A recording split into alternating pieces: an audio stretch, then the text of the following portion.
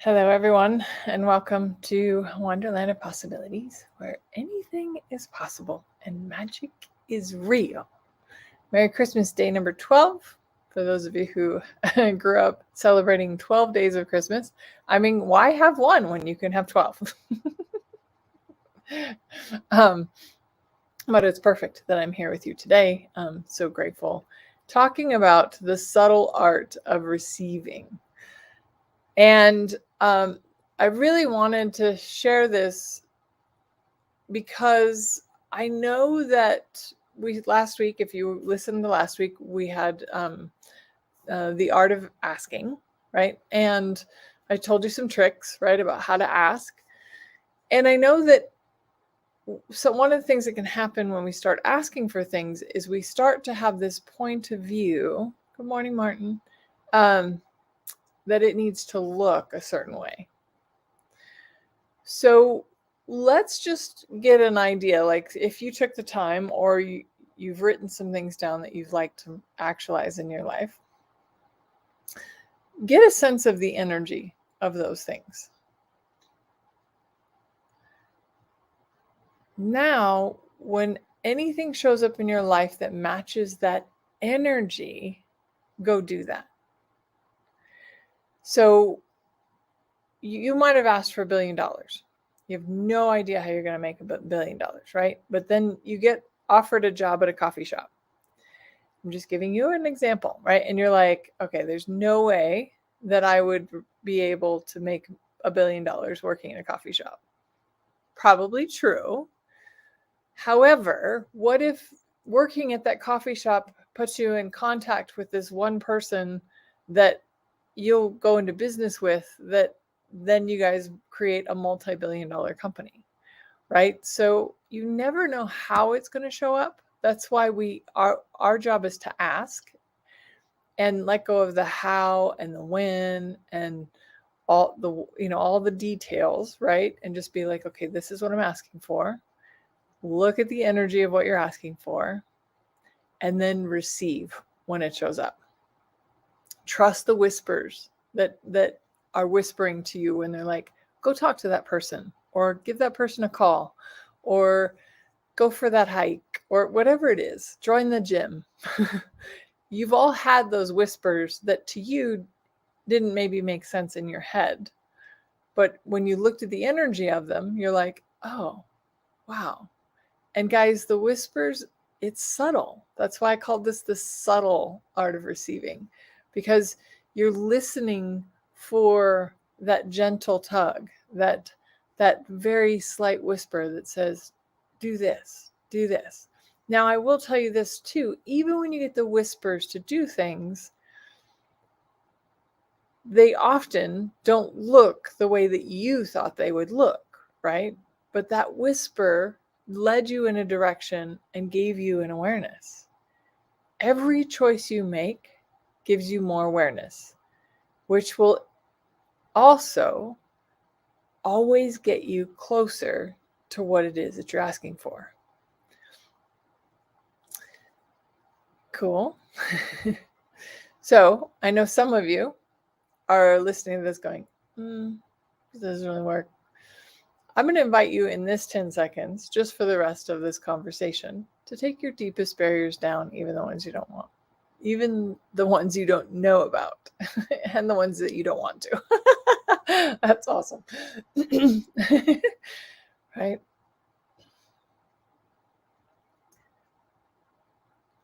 Let go. And I've had to look at this for myself too. Like the places where I think I have something right, or I've done it right, or I've figured that out, right? Or be careful of ever telling yourself, oh, I have that handled. Because the minute you say I have that handled, you shut down your receiving of what's possible. You shut down the energy that is possible for you. If you were to just be like, okay, deepest barriers down, pretend like you don't know anything, and then just see what miracles show up, see what magic shows up. If you knew nothing and you let go of all the places of trying to be good and perfect and right, and you just said, okay, what does this person know that I don't know? What can this person contribute that I thought that I could, that I knew how to do, or that I thought that, right? But like, what does this person, whoever this person is, right, have to contribute, and what can I receive? So again, the subtle art of receiving often comes with no barriers, no walls, and the letting go of the belief that you have it figured out or you have it right. Because there's always something that you can't see. There's a lot of things that are hidden, and a lot of things that we hide from ourselves. And if we hide them from ourselves, then we also can't change them. Cool. So those are some of the ways of the subtle art of receiving. There's also this other thing. And I see this more with women than men, but, roll with me anyway. Welcome, Ranu. So for women, if a man offers to open your door or carry your groceries, let them. It's not that you're saying, I don't know how to open a door, or everybody knows you know perfectly well how to open your own door and carry your own groceries, right? But this is that subtle art of receiving. If you really desire more in your life, you have to get really good at receiving everything, the good, the bad, and the ugly. But these are some of the little like tricks that are like good things that we resist and react to, because we're like, well, I can handle all my own shit. Well, that's great. Yes, you can. You can. You absolutely can. And what if you let somebody else contribute to you? What would it be like if instead of you doing something for somebody else, you let somebody else do something for you? Or that you didn't deflect somebody else wanting to contribute to you. So say somebody wants to gift you something and you're like, no, I can't. Guys, gals, this is where we shut down our receiving. We reject money. We reject gifts. We reject contribution because it doesn't, one, look the way that we thought it should or wanted it to, or coming from the right person, or we've somehow decided that we have to pretend like we have it all figured out and that we can do it all ourselves. When you start to really just allow the universe to contribute to you in whatever way that the universe desires to contribute to you, it could be a hug, a random hug from a stranger. Not that strangers go around hugging people very often anymore, but and I'm not saying like a stranger, but like somebody you kind of know but don't know, right? You know them but you don't know them. When was the last time you let that person give you a hug, right? Because you're like, no, I don't really know you, so I can't receive a hug. Well, actually, you can receive from everyone and everything all the time. What can you receive that you've never been willing to receive before?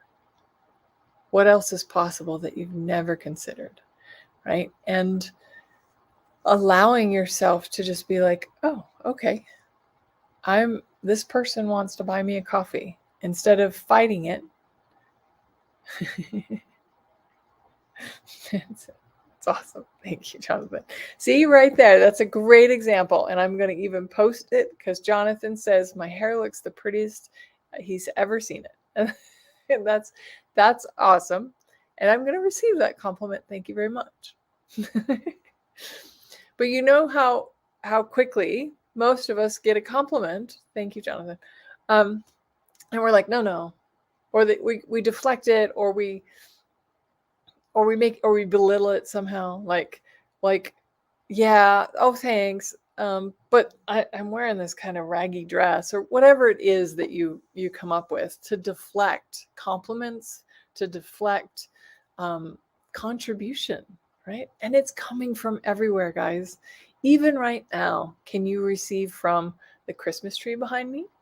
it's her last day. So the gnome, right? The fireplace, the plants, the trees that are in the graphic, like how much can you receive just from the beauty that's all around you, right? That's subtle too. It's everywhere. But if we sit here and we're focused on, oh, there's smudges on my computer screen, we don't see the beauty. We don't see the compliments, right? We're too worried about how it looks or everything being perfect. Then this may not be your thing, but this has definitely been my thing in the past. Everything's got to be perfect. Because I wanted to show up right in people's eyes. So now that I'm let go of being right and wrong, good and bad, I'm not perfect, but there you go. I'm not perfect again.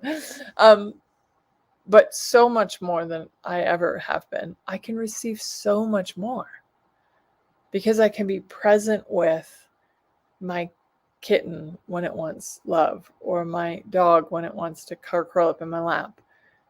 And because I'm not focused on how does my hair look, or how do I look, or how are, what's how much money is in my bank account, right?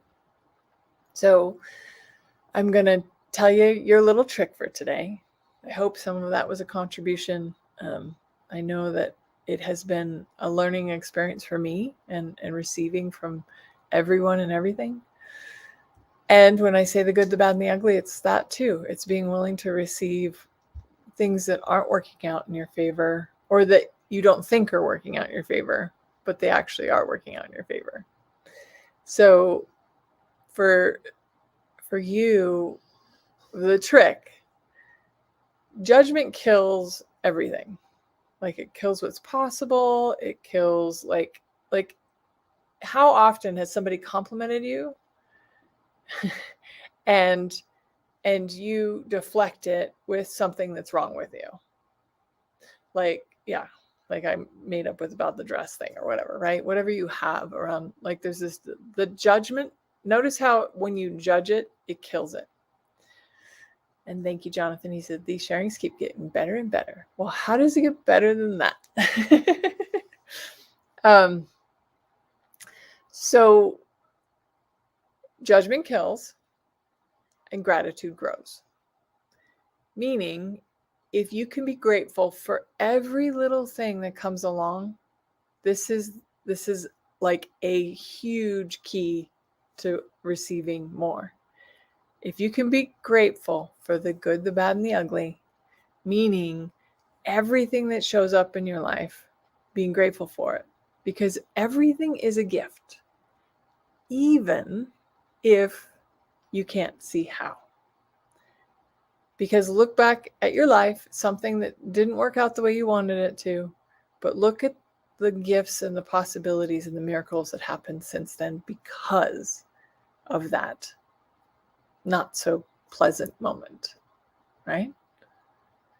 So gratitude is the greatest trick to receiving more and becoming abundantly wealthy and having great relationships. If you can focus on what you're grateful for about the people and the beings in your life, you will have more and more to be grateful for. It grows. You receive it. You are grateful for it. That's a receiving. And then suddenly there's more to be grateful for.